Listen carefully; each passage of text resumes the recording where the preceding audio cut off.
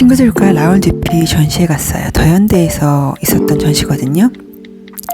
라울드피 전시는 지금 더현대에서도 있지만 예술의 전당에서도 진행이 되고 있어요. 지금 라울드피가 죽은 지 70주년 되는 해라서 여러 가지 공식적인 큰 전시들이 세계적으로 열리고 있다고 들었어요. 라울드피 전시가 열렸던 이 더현대의 알트1에는 다양한 특히 좀 세계적인 전시 그런 것들이 많이 진행되는데요. 라울드피 전시를 보면서 굉장히 좀 흥미로웠던 거는 이 작가는 한 사람인데 굉장히 다양한 미술의 사조를 이렇게 표현한 작가처럼 느껴진 거예요.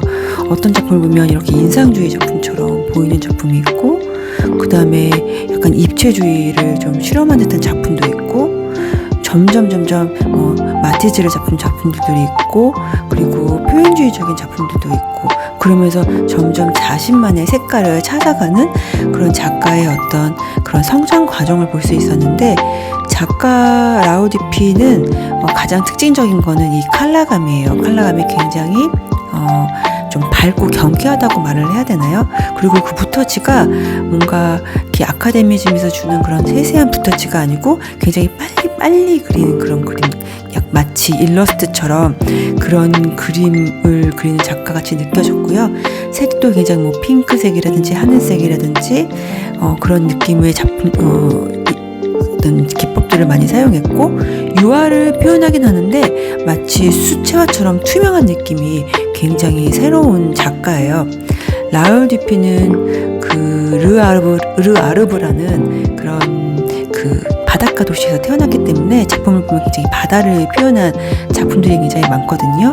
그래서 그 지역에서 보였던 아름다운 자연, 그런 데서 오는 그런 영감 같은 게 이 컬러감으로 나타나지 않았나 생각이 들어요. 굉장히 특별했던 건 라울드피 같은 경우에는 어떤 비극적인, 예를 들면 전쟁씬 같은 것들을 그림을 표현하더라도 그걸 굉장히 밝고 경쾌하고 아름다운 그런 컬러로 표현을 해요.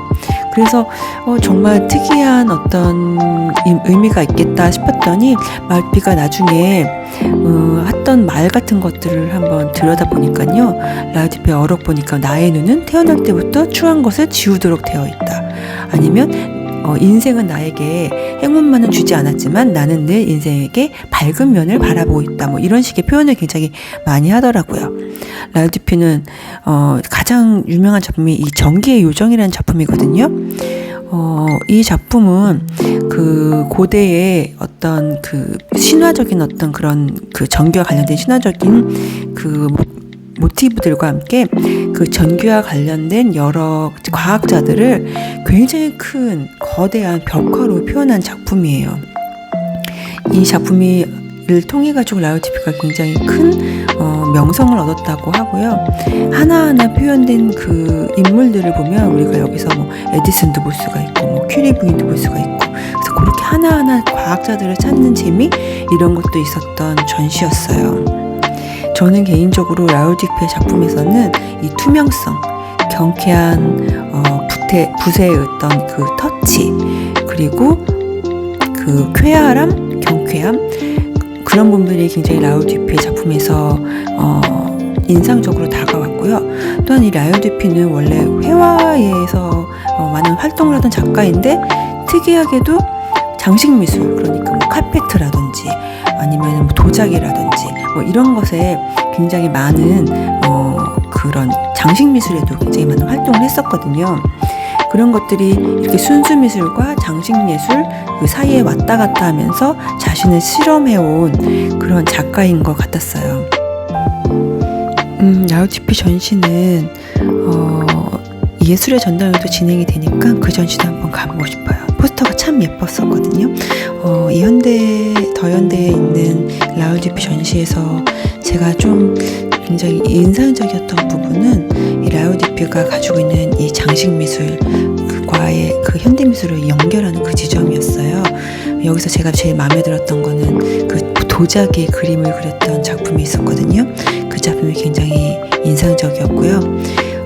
라울드피 같은 경우에는 맨 처음에 이제 어릴 때는 좀 가난했어가지고 커피 수입 종업원을 일하면서 이렇게 미술을 공부했대요. 그러다가 이제 1900년도에 이제 시에서 주는 장학금을 받아서 파리 에콜 데 보자르에 입학을 하고 그 이후에 이제 뭐 인상주의나 후기 인상주의 이런 화가들이랑 교류하면서 미술에 이제 점점 깊이를 더해겠던 작가인데요.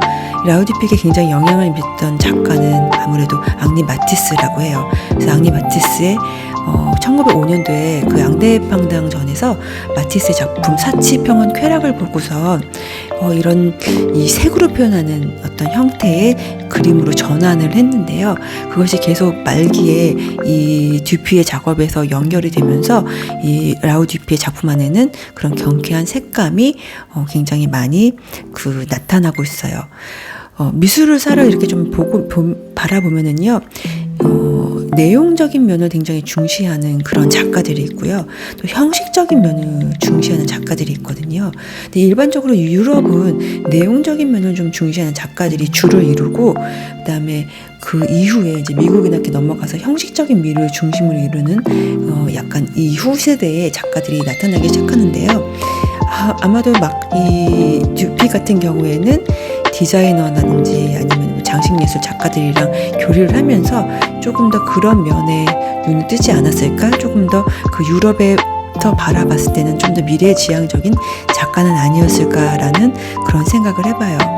또 미술사적으로는 어떻게 보면은 좀 저평가되어 있는 작가이기도 하거든요. 우리가 알고 있는 뭐 르누아르라든지 마네, 모네, 세잔 같은 이렇게 미술사 책에서 보여지는 작가는 아니잖아요. 저는 오히려 주류 미술사조에 편승하지 않고 밝고 경쾌한 선과 장식적인 기법, 그리고 넓은 채색 기법, 패턴 이용, 이런 자신만의 미술 세계를 구축한 라우 듀피의 작품이 굉장히 인상적이었어요.